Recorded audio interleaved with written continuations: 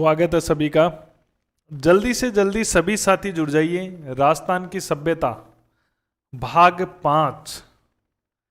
ठीक है, सरल से जटिल की ओर बढ़ते हुए जा रहे हैं हम। और व्याख्याता भर्ती हो या जो आने वाली सेकंड ग्रेड हो या स्कूल व्याख्याता हो, दोनों का सेम सिलेबस है। राजस्थान का सेम टॉपिक हूबहू कॉपी पेस्ट किया गया है। चाहे स्कूल व्याख्याता की बात करो पहले प्रश्न पत्र की, या बात करो सेकंड ग्रेड की, दोनों का सेम है। और एक और बात बताऊं तो राजस्थान जीके तो सबके लिए सेम है, आप किसी की भी तैयारी करो। लेकिन आपके सिलेबस में जो सेकंड ग्रेड और फर्स्ट ग्रेड में दे रखी है, 4 सभ्यताएं दे रखी है। आहड़, गणेश्वर, कालीबंगा और बेराट। इन 4 का मैं लेकर आया हूं भाग 5। देखो कितने अच्छे अच्छे क्वेश्चन और भाग 5 में लेकर आ गया हूं। टोटल में इसके 6 भाग बनाऊंगा सभ्यता के। 6 भागों में आपको अच्छी तरह से सभ्यताएं, बिल्कुल स्वागत है। जल्दी से जल्दी जुड़ जाइए। मेनपाल जी, प्रवीण जी, रत्नी जी, विमल जी, विकास जी, सभी का स्वागत है। तो राजस्थान की सभ्यता की 5वीं सीरीज शुरू हो चुकी है और इसके अलावा भी मैं सीरीजें लेकर आऊंगा। बिल्कुल जुड़े हुए सभी साथी क्लास को शेयर कर दे तो और मजा आ जाएगा। क्योंकि देखो राजस्थान की सभ्यताओं की ही 5वीं सीरीज है, एक सीरीज और चलेगी, 6ठी सीरीज। नंबर 1 क्वेश्चन, किस ताम्र पाषाणिक स्थल से सबसे ज्यादा ताम्र सामग्री प्राप्त हुई है? बहुत अच्छा क्वेश्चन है कि कौन सा ऐसा ताम्र पाषाणिक स्थल है जिससे सबसे ज्यादा ताम्र सामग्री प्राप्त हुई है। जल्दी से जल्दी आंसर देना इसका शुरू कर दें। कौन सा ताम्र पाषाणिक स्थल है? जल्दी आंसर दीजिए। देखो हमारे सिलेबस के अंदर, हमारे सिलेबस में सभ्यताएं हैं कालीबंगा, कालीबंगा के बाद में आहड़, गणेश्वर और बेराट। कालीबंगा, आहड़, गणेश्वर और बेराट, ये हमारे सिलेबस के अंदर सभ्यताएं हैं। तो इसमें से जो ताम्र पाषाणिक सभ्यता है, ताम्र और पाषाणिक युग देखा है, वो सभ्यता है 2, आहड़ और गणेश्वर।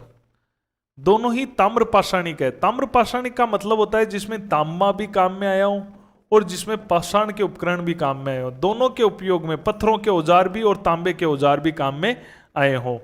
तो उत्तर इन 2 में से होगा, ये कंफर्म हो गया हमें। उसके अलावा इसने पूछा सबसे ज्यादा सामग्री, तो सबसे ज्यादा सामग्री मिली है गणेश्वर से, बिल्कुल। तो इसका उत्तर होगा गणेश्वर। क्या उत्तर होगा? गणेश्वर। Kanha ji good evening. गणेश्वर, बिल्कुल डी उत्तर होगा। नंबर 2, आहड़ के उत्खनन से प्राप्त कौन सी सामग्री बाह्य संपर्कों का संकेत देती है? आहड़ के उत्खनन से हमें एक ऐसी सामग्री मिली है जो बाह्य संपर्कों का संकेत देती है। सेलखड़ी मन के लेपिस लोजुली, टेराकोटा मन के ताम्र उपकरण। बिल्कुल दूसरे का आंसर दीजिए।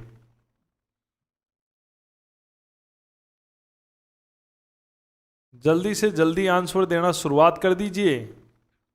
आहड़ में कौन सी ऐसी सामग्री है जो बाह्य संपर्कों का संकेत देती है? शिल्पा जी जय श्री कृष्णा, जल्दी उत्तर दीजिए।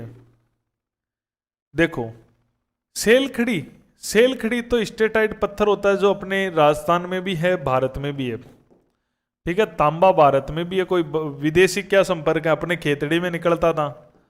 और टेराकोटा क्या है? मिट्टी के बर्तन, मिट्टी को पका के बनाया जाता है, तो ये तो होता ही है। इस आइडिया से आपने ये निकाल लिया लेपिस लोजुली। लेपिस लोजुली एक पत्थर है, एक विशेष प्रकार का क्या है? पत्थर है लेपिस लोजुली। रंगीन पत्थर होता है लेपिस लोजुली, तो एक प्रकार का पत्थर है जो अफगानिस्तान उस तरफ होता था, अफगानिस्तान और ईरान की तरफ होता था। तो ये उन सभ्यताओं से संपर्क को दर्शाता है लेपिस लोजुली जो पत्थर है वो। उत्तर बी होगा इसका। नंबर 3, ये भी आभूषण मनके बनाने में काम में आता था। निम्न में से किस स्थल से चांदी की 8 आहत मुद्राएं पंचमार्क प्राप्त हुई है? कालीबंगा, आहड़, गणेश्वर और बेराट। ऑप्शन भी आपके वही आएंगे जो एग्जाम में सिलेबस में 4 ही दे रखे हैं, तो 4 ही ऑप्शन आएंगे, सीधी सी गणित है। लेकिन एग्जामिनर हो सकता है ऐसे क्वेश्चन कम पूछने के चांस बनते हैं। चांदी की 8 आहत मुद्राएं कहां से मिली है? तो मैं बिल्कुल प्रवीण जी समझ लो।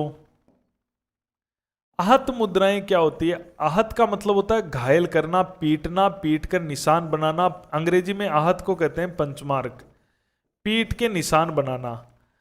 ये सिक्के भारत के सबसे पुराने सिक्के, भारत में सबसे पहले जो सिक्के चले थे ना, वो यही सिक्के थे। और ये चांदी के होते थे। ये चले थे महाजनपद काल में। और आपको पता है कि महाजनपद काल में अपने मत्स्य था बेराट वाला। ठीक है, तो उत्तर ये होगा। यहां पर हमें सूती वस्त्र के अंदर किसमें मिले हैं? एक सूती वस्त्र का टुकड़ा मिला है। उस सूती वस्त्र के टुकड़े के अंदर बंधी हुई थी ये 8 चांदी के सिक्के। ये भारत के सबसे आहत प्राचीन सिक्के हैं। हो सकता है किसी बौद्ध भिक्षु ने ये छुपा कर रखे हों, क्योंकि बौद्ध धर्म में धन का संचय नहीं किया जाता है। लेकिन किसी भिक्षु ने इसको छुपा के रखा हो, तो चांदी की 8 आहत सिक्के, पंचमार्क सिक्के हमें प्राप्त हुए हैं। पंचमार्क का मतलब होता है पीट कर निशान बना दिए जा। बिल्कुल उत्तर होगा डी। चौथा, निम्न में से बेमेल है। ये मृद भांड है और ये स्थल है। तो आपके सामने मृद भांड दे रखे हैं और सामने स्थल दे रखा है, तो आपको बताना होगा कि कौन सा मृद भांड जो है वो कौन से स्थल का होगा।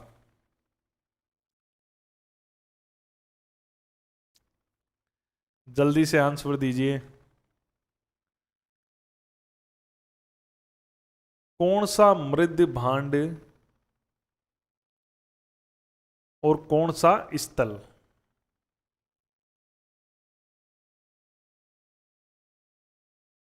चलो जल्दी से जल्दी, तीसरे का आंसर, चौथे का चाहिए मुझे अब आंसर। तीसरे का तो हो गया है। बिल्कुल प्रवीण कुमार जी, चौथे का ए होगा कि सी होगा कि कोई बी बता रहा है? ये मृद भांड है ना, ये शब्द तो यहीं का है जुड़ा हुआ। ठीक है, महाकेवल बेराट लिखा हुआ है। दिव्यांशु सिंह जी सी बता रहे हैं ज्यादातर बेमेल में। कुछ उत्तर भी 1-2 का यही है बेमेल। देख लो एक बार। गेरिक मर्द भांड कालीबंगा के नहीं है। कालीबंगा के मर्द भांड है लाल रंग के। लाल मृद भांड है, तो ये सही हो जाएगा कि लाल है भाई। दूसरा, लाल में भी सफेद धारियां हैं। चलो ठीक है, लाल आ जाए तो ठीक है, गेरिक नहीं होगा। ठीक है, स्लेटी नहीं होगा। लाल व काले मर्द बांड आहड़ की विशेषता है। बहुत बार पूछा गया है लाल और काले मर्द बांड कहां के हैं? आहड़ के हैं। लाल और काले, उत्तरी काले चमकीले मृद बांड यानी काले रंग के होंगे और चमकीले होंगे, यानी पॉलिश युक्त होंगे। पॉलिश की हुई होगी, काले रंग के मर्द बांड होंगे जो चमकते हुए होंगे। ठीक है, तो ऐसा बेराट में मिले हैं बिल्कुल, क्योंकि ये मत्स्य जनपद हुआ करता था और जनपदों की विशेषता है, महाजनपद हुआ करता था और महाजनपद काल में ऐसे चलते थे। उसके अलावा मौर्य काल में भी ये चलते थे। तो महाजनपदों से लेकर मौर्य काल तक पूरे भारत में उत्तरी काले चमकीले मृद बांड चल रहे थे। तो ये बेराट में है, सही है। छल्लेदार मृद बांड, छल्लेदार कैसे होते हैं? ये हमारा मटका है, मान लो ये मटका है। मटके में क्या है कि यहां पर जो डिजाइन दे रखी है जिसमें उभरा हुआ है पार्ट, कैसे जैसे ऐसे छल्ले हों, जैसे छल्ले हों ऐसे उभरा हुआ हो रहता है। ये छल्लेदार गणेश्वर में मिले हैं। इनको रिंग भी कहते हैं, रिंग वाले मर्द बांड। डिजाइन ऐसी होती है छल्ले वाली। तो उत्तर इसका गलत छाटना था और गलत हमने छाट लिया है, और वो छाट लिया है गेरिक मर्द भांड। उत्तर होगा ए। ठीक है, उत्तर होगा ए। हड़प्पा का गेरिक नहीं होगा, गेरिक नहीं होगा, लाल ही करना है। गेरिक नहीं करना है हड़प्पा का, लाल ही करना है। कालीबंगा हड़प्पा सात के ही तो हैं, अरे सात के ही तो हैं ये। चलो देखो, आहड़ के विषय में निम्नलिखित कथनों में कौन सा कथन असत्य है? पांचवा, आहड़ के बारे में बताना है। देखो मुझे पढ़ाई नहीं करनी है, पढ़ाई आप लोगों को करनी है। तो थोड़ा सा मैं बता रहा हूं तो एकदम सीरियस होकर अपन को इनको सुनना है, समझना है। कल इसका मैं छठा वीडियो लास्ट और बहुत ज्ञानवर्धक वीडियो बनाने वाला हूं। स्टैंडर्ड बढ़ रहा है। अभी तक आपने 4 वीडियो देखे, वो नॉर्मल एग्जाम में आए हुए भी क्वेश्चन डाले हुए थे, थोड़े से नॉर्मल भी डाले हुए थे, सब टाइप के थे। अब थोड़ा जटिलता की तरफ चल रहे हैं और लास्ट वीडियो मेरा और जटिल होने वाला है।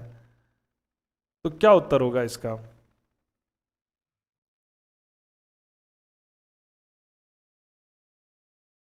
आहड़ के उत्खनन में मानव जीवन है वो विभिन्न चरणों पर प्रकाश डालता है। आवासीय भवनों की नींव ईंटों की होती थी। मिट्टी अथवा कच्ची मिट्टों से निर्मित भवन अब उपलब्ध नहीं है। असत्य डालना है। आहड़वासी दीवारों एवं नींवों को मजबूत एवं सौंदर्य युक्त बनाने हेतु मिट्टी के क्वार्ट्ज के टुकड़े और चिप्स का सम्मिश्रण का प्रयोग करते थे। तो जल्दी से जल्दी बता दो, अगर आपका बेसिक अच्छा है तो निश्चित रूप से आप बता दोगे, नहीं तो कोई फायदा नहीं होने वाला। देखो, एक दिमाग लगाओ, ये दोनों बातें एक दूसरे का विपरीत नहीं है क्या? तो उत्तर इनमें से ही एक होगा, ये तो कंफर्म पता चल रहा है अपन को। एक आइडिया भी लगाया जाता है, एग्जाम पास ऐसे नहीं होता है। दोनों विपरीत बातें कह रहे हैं, इसका मतलब दोनों में से एक सत्य है। चलो पहले इनको देखो। आहड़ के उत्खनन में मानव जीवन के विभिन्न चरणों का प्रकाश पड़ता है, बिल्कुल करेक्ट है। आहड़ है ना, आहड़ जहां पर ताम्र पाषाण काल की जानकारी देती है, वहीं आहड़ ताम्र काल की भी जानकारी देती है। आहड़ उसके बाद में जो आपके नवपाषाण काल की भी जानकारी देती है। आहड़ आपके जानकारी देती है लोह युग की भी। ये थोड़ा सा ध्यान रखना है। आहड़ में लोहे की सामग्री भी मिली है जो कि बाद के स्तर में मिली है। मैं समझाऊंगा कल, थोड़े जटिल क्वेश्चन लेके आऊंगा लोह युग की। उसके अलावा ये ऐतिहासिक भी है, यहां पर राजाओं का राज भी रहा है, और मैंने बताया था गुहिल वंश का यहां पे राज रहा है। तो विभिन्न चरणों की जानकारी देती है, सही है बात ये। ठीक है, मिट्टी अथवा कच्ची मिट्टों से निर्मित भवन अब उपलब्ध नहीं है, बिल्कुल सही बात है। अब आप आहड़ में जाके देखना चाहते हो तो नहीं मिलेंगे। क्यों नहीं मिलेंगे? ईंटें थी तो वो कच्ची थी। यहां पे कच्ची का मतलब क्या होता है? धूप में सुखाई जाती थी, रेत वाली धूप में सुखा देते थे, बस इस प्रकार की होती थी। तो ये बात सही है। आहड़वासी दीवारों और नींवों को मजबूत और सौंदर्ययुक्त बनाने हेतु मिट्टी में क्वार्ट्ज के टुकड़े नींवों और दीवारों में और चिप्स के सम्मिश्रण का प्रयोग करते थे, बिल्कुल करेक्ट बात है। चिप्स का मतलब होता है पत्थर के छोटे छोटे टुकड़े, जैसे अपन नींव में डालते हैं, और क्वार्ट्ज के टुकड़े भी डाले जाते थे। तो छोटे छोटे टुकड़े उसके अंदर पत्थरों के डाले जाते थे नींव के अंदर। ये बात सत्य है। नींव थोड़ी मजबूत बनाई जाती थी। तो खुदाई के अंदर हमें ऊपर के भवन तो कोई नहीं मिले, लेकिन नीचे हमने खुदाई की ना, तो अपन को पत्थरों के क्वार्ट्ज के टुकड़े मिल गए, तो वो नींव का दर्शाने वाला है। और ये ईंटों की होती थी, ये गलत है, क्योंकि यहां पर ईंटों का प्रयोग केवल दीवारों में हुआ था, वो भी कच्ची मिट्टी की ईंटें थी, कच्ची ईंटें थी। 6 नंबर क्वेश्चन भी सेम हो गया। चलो 6 नंबर सेम हो गया। 7 नंबर देखो, कालीबंगा से प्राप्त चबूतरे निर्मित हैं। कालीबंगा में क्या है कि जो शहर है ना, कालीबंगा में ये जो सड़कें है ना, सड़कें चौराहे पे काटती है, इन सड़कों पर चबूतरे बने हुए थे। हो सकता है यहाँ पे दुकानें लगती हो, ठीक है, मार्केट लगता हो, चबूतरे बने मिले हैं। तो वो चबूतरे किसके होते थे?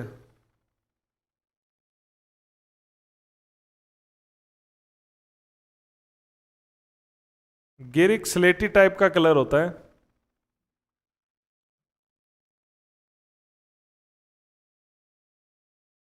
गेरिक।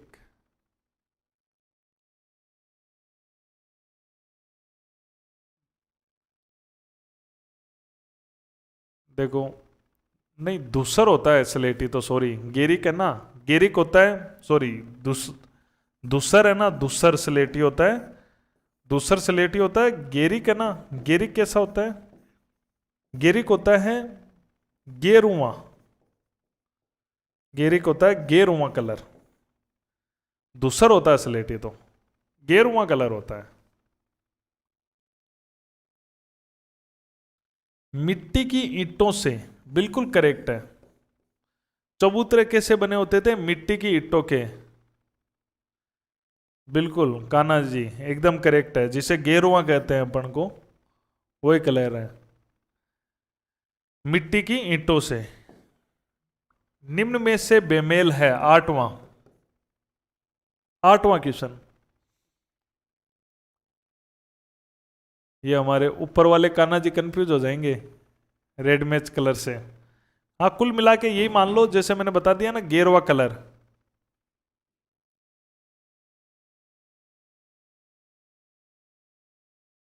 नहीं ऐसा नहीं चलेगा, इसमें भी मूल अंतर होता है, ठीक है, इसमें भी मूल अंतर होता है।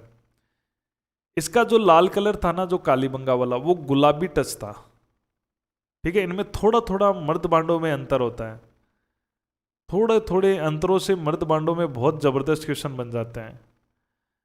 निम्न में से बेमेल है, पुरातत्व जानकारी और स्थल, बताओ देखें। इसमें से एक गलत है, बिल्कुल गेरुआ बिल्कुल करेक्ट है। इंडियन हिस्ट्री वालों को जब मैं बताऊंगा तब उन पे अपन बहुत चर्चा करेंगे इनके बारे में। यहाँ राजस्थान में ज़्यादा चर्चा करते ही कंफ्यूज हो जाओगे, सीधा रट लो इनको, क्योंकि वहाँ ऋग्वेदिक और उत्तर ऋग्वेदिक और आ जाता है मर्द बांडों के अंदर। उसके अलावा वहाँ पर पाषाण काल में भी अलग अलग कलर आ जाते हैं। नवपाषाण काल में ये बनने शुरू हुए थे, नवपाषाण काल, नवपाषाण के बाद में ये ताम्रपाषाण काल, ताम्रपाषाण काल के बाद में ताम्रकाल, ताम्रकाल के बाद में सिंधु घाटी वाला, फिर ऋग्वेदिक और उत्तर ऋग्वेदिक, इन सब में अलग अलग अंतर होता है। देखो, पुरातत्व जानकारी है तो इसमें देखो, आटा पीसने की चक्की बिल्कुल याद रख लेना है। सिंगल क्वेश्चन भी आ सकता है ये, आहड़ में मिली है, बिल्कुल करेक्ट है। तांबा गलाने की भट्टी भी आहड़ में मिली है, सही है। और एक मंदिर के अवशेष मिले हैं, कहा जाता है ये महाभारत कालीन मंदिर है भगवान श्री कृष्ण का, हो सकता है, आइडिया लगाया गया है, तो ये कोई महाभारत से रिलेटेड है। स्वर्ण मंजूषा, ये स्पष्ट सीधा सीधा गलत है, क्योंकि स्वर्ण मंजूषा है वो कहां से मिली थी, बेरार से मिली थी। मंजूषा का मतलब होता है कलश, सोने का कलश मिला था जिसके अंदर हड्डियां मिली थी, जिससे ये आइडिया लगाया गया शायद ये किसी बुद्ध की हो सकती है या बुद्ध भिक्षु की हो सकती है। तो एक सोने का कलश हमें बेरार से मिला है, बिल्कुल, तो इसका उत्तर होगा बेमेल का ये। तो ये इसके अलावा ये भी ध्यान रखना है एग्जाम में, ये सिंगल क्वेश्चन भी आ जाए। A survey work of ancient sites along the lost Saraswati river किसका लेखन कार्य है।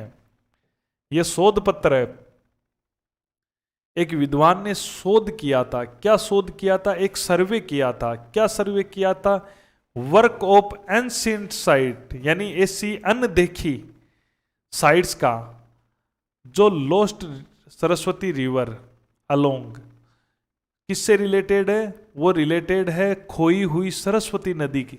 तो यानी कि उसने क्या किया, खोई हुई सरस्वती नदी के आसपास बहुत सारी सभ्यताओं की खोज की या पता लगाने का काम किया। वो नाम से ही पता चल रहा है, survey work of ancient sites along the lost Saraswati river. अब आपसे एक क्वेश्चन ये भी पूछा जा सकता है, बिल्कुल इसका उत्तर आप बता दोगे, अच्छा क्वेश्चन है ये, आर्ले स्टाइन का है। हिस्ट्री वालों को तो वैसे भी पता होना चाहिए। क्यों पता होना चाहिए, क्योंकि आपके एक क्वेश्चन ऐसा भी बन सकता है। क्या क्वेश्चन बन सकता है कि सरस्वती नदी के मार्ग का पता लगाने का शुरुआती प्रयास किसने किया था, ओरेल स्टाइन ने, क्योंकि इसकी किताब के नाम से ही पता चल रहा है। दूसरी बात, सरस्वती के आसपास के जो प्रारंभिक क्षेत्र खोजे गए थे वो किसने खोजे थे? आर्ले स्टाइन ने खोजे थे। तो सरस्वती नदी और उसके आसपास के क्षेत्र पर अध्ययन करने का जो पुराने समय में आजादी से पहले अगर किसी को श्रेय दें तो वो ऑरेल स्टाइन को देंगे। और उनका लेख है, शोध पत्र है, a survey work of unseen site along the lost Saraswati river. याद कर लेना, स्टाइन का है, आर्ले स्टाइन का। राजकुमार जी नमस्ते। 10वां, निम्न में से कौन सी वस्तु आहड़ सभ्यता के स्थलों से संबंधित नहीं है? कौन सी इनमें ऐसी वस्तु है जो आहड़ से रिलेटेड नहीं है? राजकुमार, बिल्कुल जल्दी से जल्दी आंसर मिल जाना चाहिए कि कौन सी ऐसी है जो आहड़ से रिलेटेड नहीं है। बताइए जल्दी से जल्दी। किस्सों का ऐसा संग्रह है कि आपको बड़ा काम देने वाला है ये संग्रह, और सच में बड़ा मजा आने वाला है।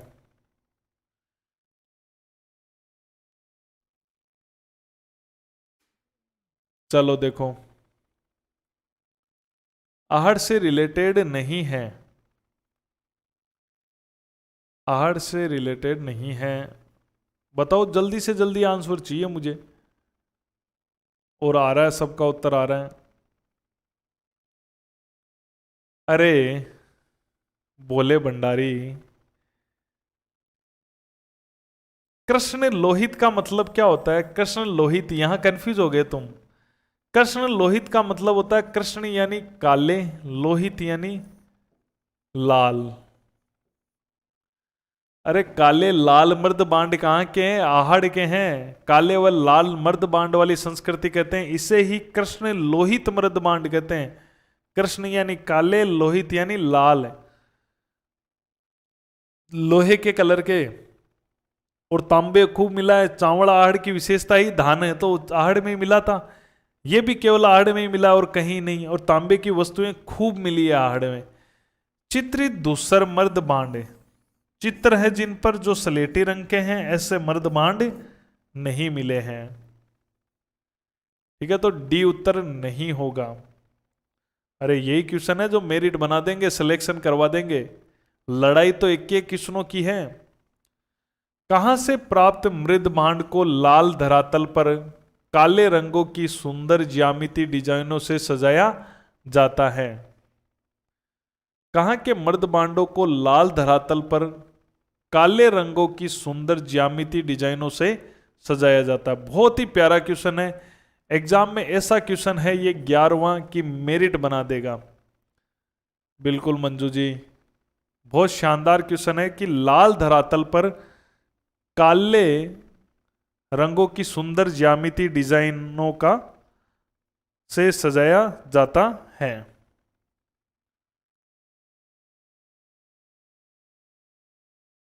क्या उत्तर होगा? देखो क्या कह रहा है ये, क्वेश्चन को समझना।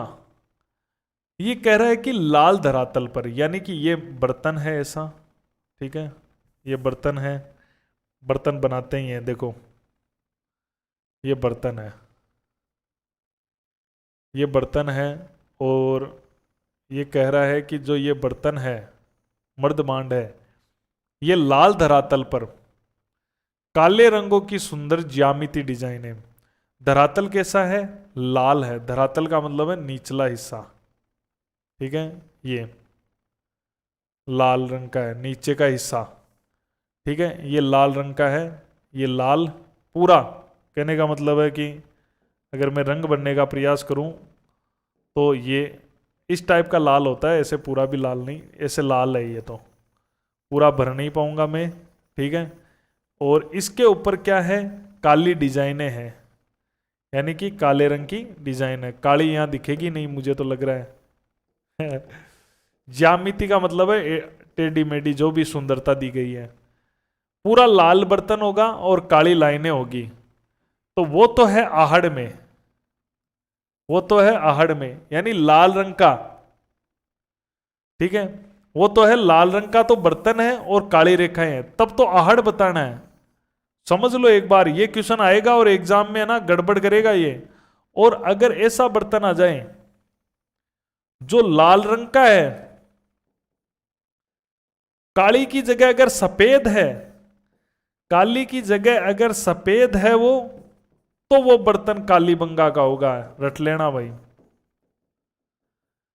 अगर लाल बर्तन पर काले रंग है तो वो आहड़ है, और लाल पर अगर सफेद रंग है तो वो कालीबंगा है। बिल्कुल। तो अच्छी तरह से ध्यान रखना।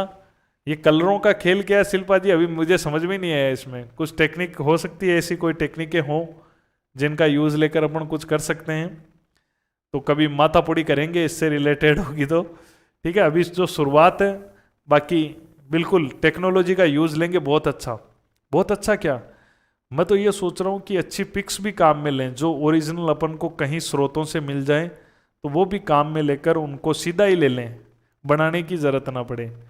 तो प्रयास करेंगे जल्द ही अपन। ये क्वेश्चन, अरे ये लाइन बताऊं कहां से ली गई है? ये तुम्हें कोई गाइड में नहीं मिलेगी, ये लाइन हिंदी ग्रंथ अकादमी से हूबहू एग्जाम में उतार के दी गई। एग्जाम में आया हुआ क्वेश्चन है ये, और हूबहू उतार के दी गई है, ये हूबहू उतार के दी गई है। ठीक है, तो और वो कालीबंगा वाली बता रहा हूं ना, सफेद लाइनों वाली, वो भी जबरदस्त क्वेश्चन है। फर्स्ट ग्रेड के अंदर हिस्ट्री के अंदर क्वेश्चन आया, वो गजब का क्वेश्चन है। 10 क्वेश्चन, 10 क्वेश्चन। अरे 10 में कुछ नहीं है, स्थलों से संबंधित नहीं है, तो डी उत्तर होगा, इसमें कोई दिक्कत नहीं है। चावल कृष्ण यानी काले लाल मृद भांड और तांबे की वस्तुएं तो है आहड़ में, नहीं है तो चित्रित दूसर मृद भांड नहीं है। बिल्कुल। आगे, छल्लेदार मृद भांड प्राप्त हुए हैं। छल्लेदार मृद भांड कहां से प्राप्त हुए हैं? जल्दी, कल अपनी लास्ट और शानदार क्लास रहने वाली है।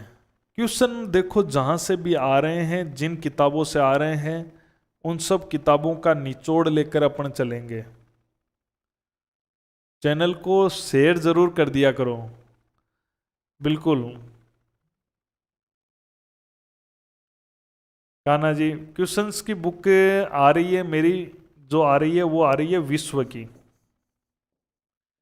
पहले विश्व का इतिहास, उसके वस्तुनिष्ठ आएंगे, और हो सकता है वस्तुनिष्ठ से पहले मैं इसकी किताब भी निकाल दूं। किताब पर लगभग मैंने काम कर लिया है, वस्तुनिष्ठ पर अभी काम जारी है। विश्व का इतिहास की किताब पे काम लगभग कंप्लीट हो चुका है करीबन, यानी कि लिख तो पूरा ही दिए हैं। ठीक है, सब कुछ टाइपिंग, लेकिन मुझे वापस देखना पड़ेगा, उसमें मुझे बहुत टाइम चाहिए, गलतियां वगैरह निकालना और करना। लेकिन वो मैं सोच रहा हूँ अभी नहीं निकालूं। ठीक है, लेकिन वस्तुनिष्ठ पे काम शुरू कर दिया है मैंने। तो पहला टारगेट मेरा फर्स्ट ग्रेड का टारगेट है। चलो देखते हैं। बिल्कुल, क्वेश्चंस की अपनी बुक निकालो प्रवीण जी, बिल्कुल काम अब उन्हीं पे चलेगा। ऑब्जेक्टिव का ही कह रहा हूं मैं, वस्तुनिष्ठ ऑब्जेक्टिव ही निकाल रहा हूं ना। विश्व का इतिहास पहले मैं ऑब्जेक्टिव निकालने का ही सोच रहा हूं। ठीक है, क्योंकि मार्केट में इतनी अच्छी किताब उपलब्ध नहीं है ऑब्जेक्टिव की, इसलिए। और मैटर के हिसाब से ही, जैसा मेरा मैटर है उसी के हिसाब से। रिंग वाले मर्दबांड प्राप्त हुए हैं, छल्लेदार। अभी मैंने बताया भी था तुम्हें, ये गणेश्वर में मिले हैं। अब तो समझ में आ गया ना, वो छल्ले बने हुए रिंग वाले, केवल रिंग वाले, और कहीं नहीं मिले हैं। रिंग का मतलब है कि जैसे डिजाइन ऐसे दे दी कि बाहर उभरा हुआ है थोड़ी सी डिजाइन। बिल्कुल फर्स्ट ग्रेड से रिलेटेड ही निकालो। 13, निम्न में से बेराट स्थल की विशेषता नहीं है। बिल्कुल, एक बार चैनल को जरूर शेयर जरूर कर दिया करो ऐसे लोगों के पास जो फर्स्ट ग्रेड की तैयारी कर रहे हैं। ठीक है, उनके पास में तो जरूर थोड़ा शेयर कर दिया करो। कोई ग्रुप हो आपके पास में टेलीग्राम पर या कोई अन्य जगह व्हाट्सएप पे, तो ज़रूर शेयर कर दिया करो, मज़ा आ जाए तैयारी करने का। चलो देखो, निम्न में से बेराट की विशेषता नहीं है, जल्दी से जल्दी बताओ। बिल्कुल गुड्डी जी, आने दो उत्तर। बेराट की विशेषता नहीं है। बिल्कुल मैनपाल जी, धन्यवाद। यह है उत्तर क्या होगा? अलग अलग उत्तर दे रहे हैं। बहुत प्यारा क्वेश्चन है, हिंदी ग्रंथ अकादमी में लिखा हुआ है और क्वेश्चन पक्का बनेगा। बिल्कुल करेक्ट पकड़ा है, हिंदी ग्रंथ अकादमी में स्पष्ट लिखा हुआ है ये, और क्वेश्चन वहीं से बनते हैं। यह महाजनपद कालीन स्थान रहा है, बिल्कुल रहा है भाई। विराटनगर कहते थे इसको, मत्स्य जनपद की राजधानी थी, बिल्कुल रहा है। इसका संबंध महाभारत काल से रहा है, बिल्कुल पांडवों से रिलेटेड रहा है, अज्ञातवास गुजारा था। यहां अकबर ने अपनी टकसाल स्थापित कराई थी, बिल्कुल कराई थी। बेराट के का निर्माण कार्य पत्थरों से नहीं हुआ है, ईंटों से हुआ है। बेराट में पत्थर आसानी से उपलब्ध थे क्योंकि बेराट पत्थरों पहाड़ियों के बीच ही बसा हुआ है, लेकिन यहां पर निर्माण में ईंटों का, बढ़िया ईंटों का प्रयोग किया गया था। उत्तर होगा सी, असत्य। तो ध्यान रखना, बेराट में निर्माण कार्य ईंटों से हुआ है। जब पत्थरों की बात आए ना निर्माण कार्य की, तो पत्थरों का आते ही उत्तर सीधा का सीधा गणेश्वर कर देना, बिना सोचे समझे। पत्थरों का निर्माण गणेश्वर में हुआ है। ऑनलाइन में ऐड आ गया अंजू जी, बिल्कुल। तो अगर पत्थर का पूछे ना कि कहां पर निर्माण पत्थरों का है, तब गणेश्वर बताना। बिल्कुल प्रवीण जी सैनी, धन्यवाद। चलो देखो, निम्न में से कालीबंगा से संबंधित असत्य हैं। कालीबंगा से रिलेटेड असत्य बताओ, देखे कौन बताएगा, जल्दी से जल्दी बता दो सभी। अब मैं कह रहा हूं ना, आज की टेस्ट सीरीज थोड़ी अप चल रही है। अब थोड़ी पांचवी आ गई है तो थोड़ा सा अप बढ़ता गया है। छठी में कल लास्ट होगी और छठी होगी जो और थोड़ी सी अप हो जाएगी। बिल्कुल बताइए, बिल्कुल सावित्री जी, निकिता जी, आने दो उत्तर। लगातार जुड़े रहो, सिलेबस अकॉर्डिंग चल रहे हैं, सिलेबस अकॉर्डिंग क्वेश्चनों का अभ्यास कर रहे हैं। क्या उत्तर आ रहा है? सब सीख दे रहे हैं क्या? बिल्कुल, कालीबंगा से संबंधित असत्य है। सती प्रथा के प्रमाण मिले हैं, बिल्कुल मिले हैं। यहां पर क्या है, एक युग्म समाधान मिला है। युग्म समाधान एक जोड़ा है, वो दफनाया गया था। यहां पर एक जोड़ा दफनाया गया था। तो कहीं ना कहीं विद्वानों ने, एक दो फर्जी विद्वानों ने इसे सती प्रथा का प्रमाण कह दिया है। ठीक है, मैं तो फर्जी मानूंगा, क्योंकि एक जोड़ा अगर पुरुष और स्त्री का जोड़ा दफा दिया गया है तो क्या वो सती प्रथा का प्रमाण हो सकता है क्या? ठीक है, कि एक के मरने के बाद में जिंदे को दफना दिया, ऐसा कुछ हो सकता है क्या? साथ में मृत्यु हो जाना, किसी और घटना का शिकार हो जाना, कुछ भी तो हो सकता है। पर ठीक है, सती प्रथा का प्रमाण कुछ विद्वानों ने कहा है इसको। तांबे की वर्षभ की मूर्ति मिली है, बिल्कुल कालीबंगा में, ध्यान रखना काफी फेमस है। वर्षभ यानी बेल, तांबे का बेल मिला है, बिल्कुल करेक्ट है। और बच्चे की खोपड़ी मिली है, बिल्कुल करेक्ट है। एक खोपड़ी मिली है, उस खोपड़ी के अंदर बच्चे की खोपड़ी मिली है, उस खोपड़ी के अंदर छिद्र है, 6 छिद्र है। इसे हाइड्रोस्पिलिस क्रिया कहते हैं, शल्य क्रिया कहते हैं, चिकित्सा से रिलेटेड है ये। ठीक है, इसे हिंदी में कहा जाता है कपाल छेदन क्रिया, उसकी जानकारी मिलती है बच्चे की खोपड़ी, बिल्कुल करेक्ट है। बंदर का कहां से होगा रे भाई? समुद्र है क्या यहाँ? रेगिस्तान है ये तो, समुद्र है नहीं। बंदरगाह के प्रमाण यहां से कहां से प्राप्त होंगे? तो असत्य पूछा है, तो असत्य तो सी होगा ना, सी असत्य होगा, क्योंकि यहां बंदरगाह के प्रमाण प्राप्त नहीं हुए हैं। निम्न में से बेमेल है, यहां पुरातत्व जानकारी है, इधर स्थल है, बताओ देखें। ये पुरातत्व जानकारियां हैं, ये स्थल है।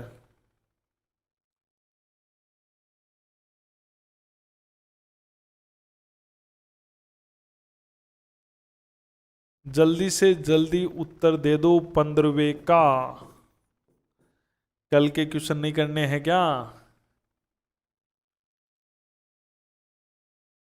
14वें 15वें का दे दो रे।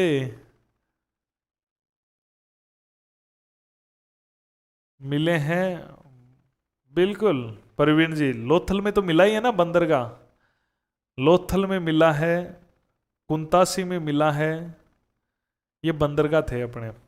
ठीक है, लोथल कुंतासी गुजरात के अंदर। उसके अलावा पाकिस्तान में तो और भी थे, ठीक है, सूत कांगेडोर, सूत काको है, बालाकोट, डाबरकोट, वहां तो कुछ और भी थे, पर अपने मेन देखे तो अपने तो सिंधु घाटी में लोथल ही था। भाई समुद्र होना जरूरी है ना बंदरगाह के लिए। बिल्कुल, सबका उत्तर आना शुरू भी हो गया है और उत्तर यही होगा, कपिस्वर्णीय मर्दभांड। कपिस्वर्णीय मर्दभांड मिले हैं आपके गणेश्वर में। कहा मिले हैं? कपिस्वर्ण। कपिस का मतलब होता है, कपिस कलर का नाम है, वर्ण का मतलब होता है रंग। कपिस्वर्ण तो ये गेरुआ टाइप का एक रंग होता है, इसे ही कपिस कहा जाता है। थोड़ा सा अंतर होता है बस उसमें, लाल टाइप में ही थोड़ा सा अंतर है इसमें, ठीक है। कपिस्वर्णीय कहा जाता है इसमें। तो ये क्या होते हैं, लाल के अलग अलग शेड है भाई, कोई गुलाबी रंग लेता हुआ, कोई गेरुआ रंग लेता हुआ, एक कपिस रंग लेता हुआ, ठीक है। तो लाल के ही प्रकार है। भूरा रंग भी नहीं कह सकते हो, भूरा टाइप का सा मान लो, इस टाइप का, यानी कि लाल से ही निकले हुए ये बहुत सारे मिलते जुलते कलर होते हैं, तो ये कपिस कहलाता है। तो ये गणेश्वर में है। आह सिक्के तो उस बेराट में मिले, वही चांदी के सिक्के, अशोक के अभिलेख भी बेराट से, दाबू प्रिंट जिसे ठप्पा प्रिंट भी कहते हैं, कपड़े पर रंगाई छपाई के काम आता था, आहड़ में। बिल्कुल करेक्ट है, गलत छाटना था, गलत छाट लिया हमने, ये होगा। 16वां क्वेश्चन, स्टेटाइट से बनी मोहरें कहां से प्राप्त हुई है? सब लोग, स्टेटाइट्स की बनी मोहरें कहां से प्राप्त हुई है? जल्दी से जल्दी उत्तर दे दीजिए, इंतजार हो रहा है।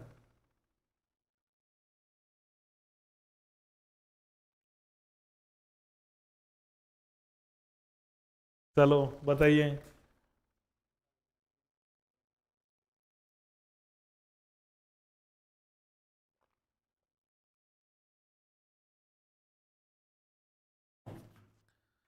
चलो, स्टेटाइट्स, देखो स्टेटाइट्स का मतलब होता है सेलखड़ी, और सेलखड़ी की जो मोहरें थी वो सिंधु घाटी की विशेषताएं थी। सिंधु घाटी सभ्यता में जो मोहरें बनी थी वो सेलखड़ी की या स्टेटाइट्स थी, और वो चौकोर हुआ करती थी। तो आपसे इसे पूछ ले, सिंधु घाटी की मोहर कहाँ से मिली है, सेलखड़ी मोहर कहाँ से मिली है, स्टेटाइट कहाँ से मिली है? तो कालीबंगा से ही तो मिलेगी। अरे सिंधु घाटी का अंग कौन सा है? हड़प्पा, मोहनजोदड़ो, कालीबंगा, लोथल, धोलावीरा, यही तो है। सिंधु घाटी जब सभ्यता हुआ करती तो यही तो शहर हुआ करते थे। ए 17वां, निम्न में से नील रतन बनर्जी किसके उत्खनन से रिलेटेड है? जल्दी आंसर दे दो। नील रतन बनर्जी किसके उत्खनन से रिलेटेड है?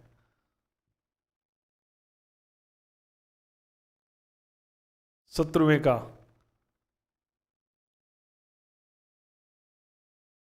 अनीता जी किसका आंसर दिया है? नंबर लगा के दें, आइडिया नहीं बैठता है। नील रतन बनर्जी, बिल्कुल करेक्ट उत्तर दे रहे हो आप लोग। बेराट, बेराट, बेराट के उत्खनन से रिलेटेड है। कैलाश दीक्षित, नील रतन बनर्जी, दयाराम साहनी। सबसे पहले दयाराम साहनी ने जो बीजक की पहाड़ी है उस पर उत्खनन करवाया था, बताया ना वो क्वेश्चन, वही तो है इसका उत्तर। और देखो 18वां, टेराकोटा से बना बेल की मूर्ति कहां प्राप्त हुई है? टेराकोटा से बना हुआ बेल, टेराकोटा से बना हुआ बेल कहां से प्राप्त हुआ है? जल्दी से उत्तर बता दो मुझे। 18वें का नंबर जरूर लगाएं कि कौन से का दे रहे हैं। परवीन जी बिल्कुल, शिल्पा जी, निकिता जी, गुड्डी जी, बिल्कुल शेयर जरूर कर दिया करो, शेयर तो बनता है एक। देखो टेराकोटा क्या होती है? टेराकोटा का मतलब है मिट्टी के बर्तन बनाने की कला है, मिट्टी का काम ही है। ये एक विशेष प्रकार की होती है जिसे उल्टी तपाई के मर्दभांड भी कहते हैं। उल्टी तपाई की विधि होती है, ये बर्तन बनाने की कला होती है, मर्दभांड बनाने की। इसमें बेल की मूर्ति बनाई हुई है। इस मूर्ति को कहा जाता है बनासियन बुल, क्योंकि ऐसा बुल केवल बनास संस्कृति में ही देखने को मिलता है।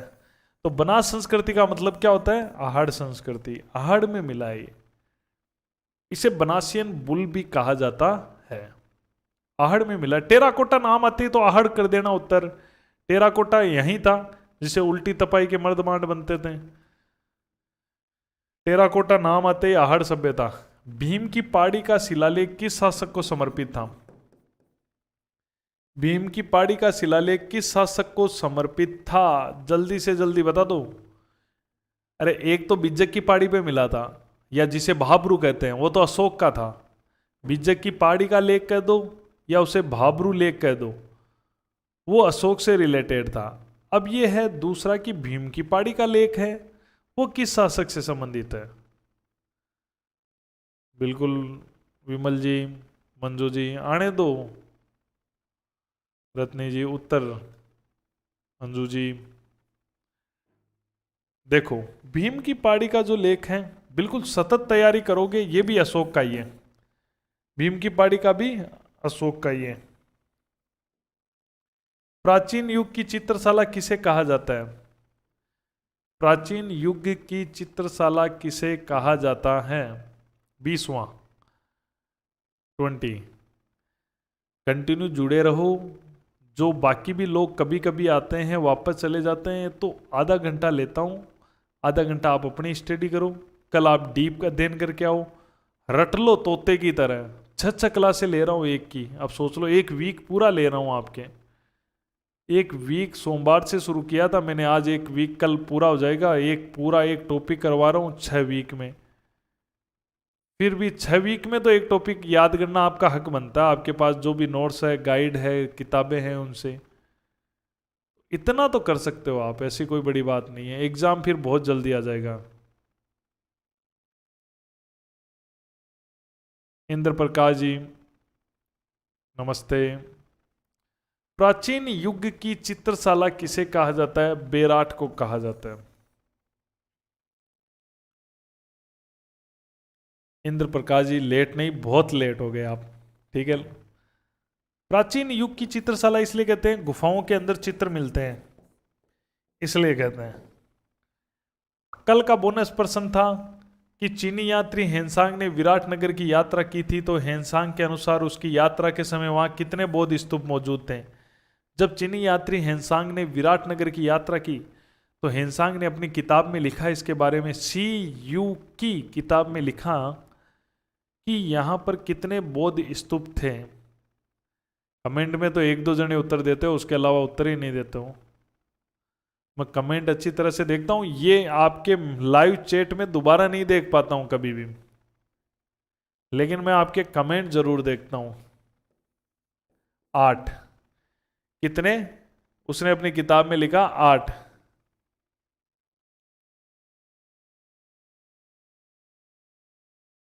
देखो इतिहासकार आए ना तो दयाराम साहनी होगा, ठीक है, ये ध्यान रखना। बाकी ऐसा नहीं आएगा कि मिहिर कुल आ गया और वो आ गया, ठीक है, ऐसा नहीं होगा। आज का बोनस प्रश्न निम्न में से बेमेल है, पुरातत्व जानकारी और स्थल। इसको आपको ये चीजें देखो, मैं एक ऑप्शन नहीं, आपको सभी ऑप्शन ध्यान रखने हैं। सर कल एग्जाम है, बेस्ट ऑफ लक। किस चीज का एग्जाम है कल? EORO 14 तारीख थोड़ी हो गई, कल 13 है कल तो। चलो कल किस चीज का एग्जाम है? बिल्कुल, धन्यवाद सभी को, बेस्ट ऑफ लक, ठीक है। बस आप तो जुड़े रहें, अपने छोटे भाई बहन, अपने दोस्त मित्र, उन सबको भी जोड़े, मजा आ जाए, बस ये है। अपन केवल काम की बातें कर रहे हैं, पढ़ाई की बातें कर रहे हैं, तब लोग कम जुड़ रहे हैं, सीधी सी बात ये है। मेहनत करा रहे हैं तब कम जुड़ रहे हैं। ये कमेंट में देना आप, ठीक है, इसका उत्तर।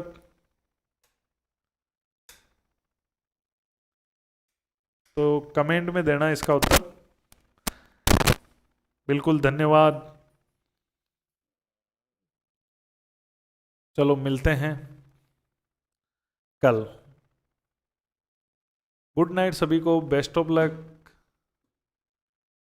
परवीन जी वाह, 20 में से 18, 20 में से 20 करने हैं। अब अगला टारगेट कल की क्लास में 20 में से 20 का होना चाहिए, किसनों का स्टैंडर्ड भी बढ़ेगा परवीन जी कल। गुड्डी जी धन्यवाद, संतोष जी, शिल्पा जी, बिल्कुल स्वस्थ रहें, सभी स्वस्थ रहें। चलो, स्वस्थ रहना तो बहुत ज़रूरी है। आज से गर्म हवाएं, लू चलने लग गई है भयंकर वाली, तो ध्यान रखें अपना सभी। Best of luck. Good night सभी को।